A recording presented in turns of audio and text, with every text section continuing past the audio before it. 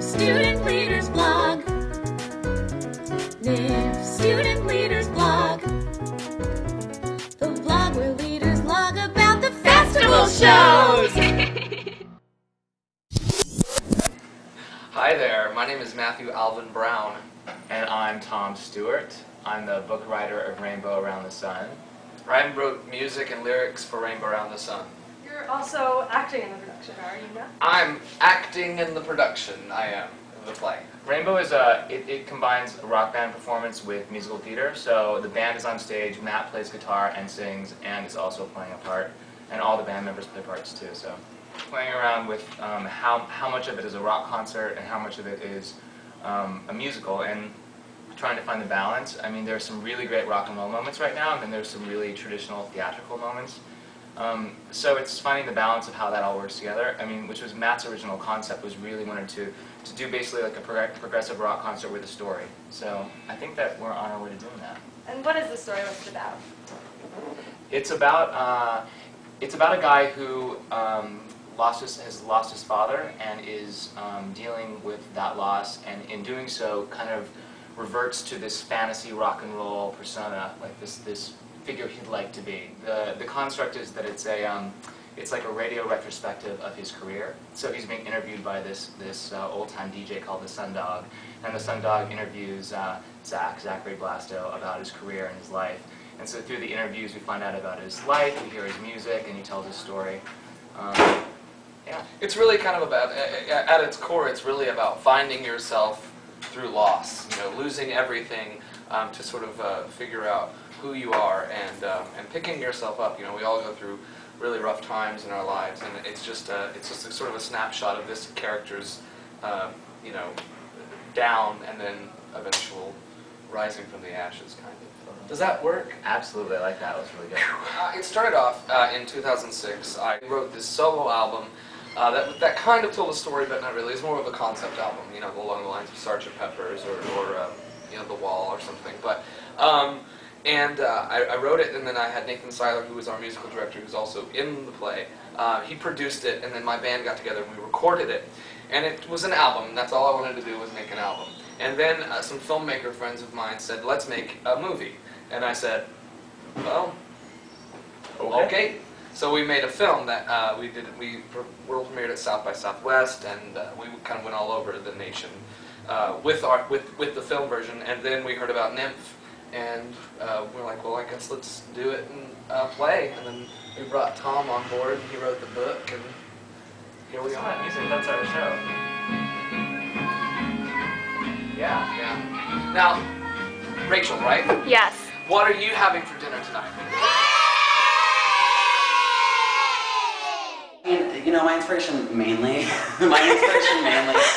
for this piece has been the music, and that's how kind of I approached it right from the beginning, because it's written from a really sincere place. None of it feels contrived, even though some of the situations we have are kind of over the top, and we have a lot of fun within that. The music really makes you want to move. You know, no matter what. I remember hearing the demos and jumping around my bedroom and going, "Oh my God, I have to do the show," because you know, it's really not hard to justify dance when the music has such a strong pulse. Well, it's pretty great.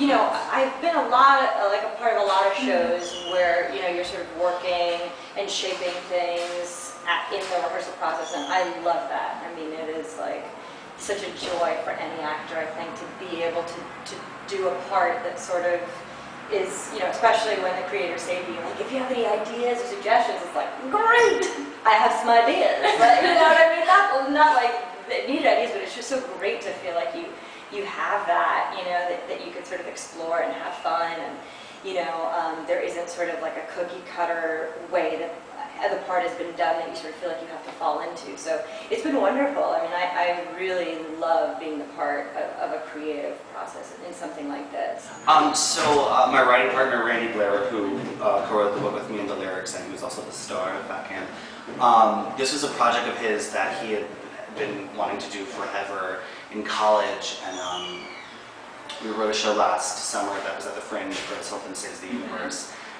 and the time came and we were like, let's do something else. We want to do something a little more meaningful, but definitely in the sketch comedy vein that we write.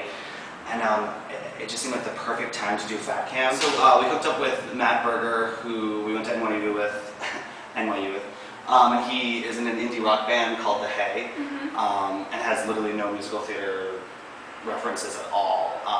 And so it was great because the most important thing about the show was that the musical world that the kids live in is like the actual music they listen to, which I think really comes out.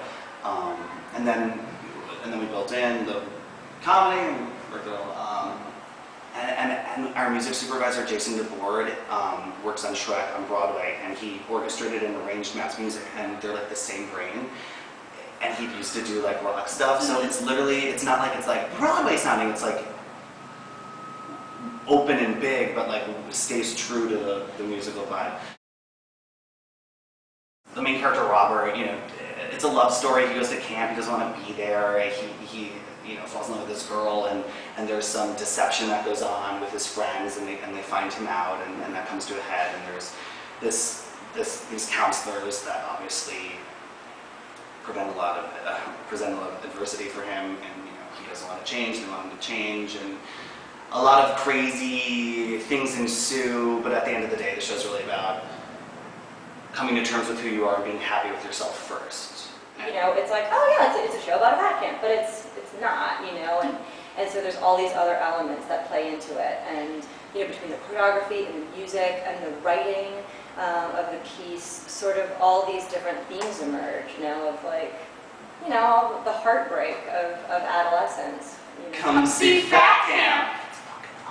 Hi vloggers, here we are at Touch for the opening night party of NYMF. Let's go inside and check and see who's there.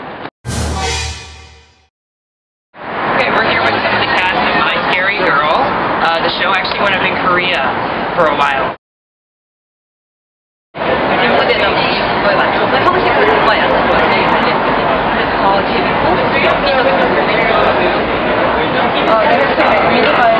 Several sets that they can bring in, so everything was much more simplified. So that way it was more symbolic, but it turned out to be funnier.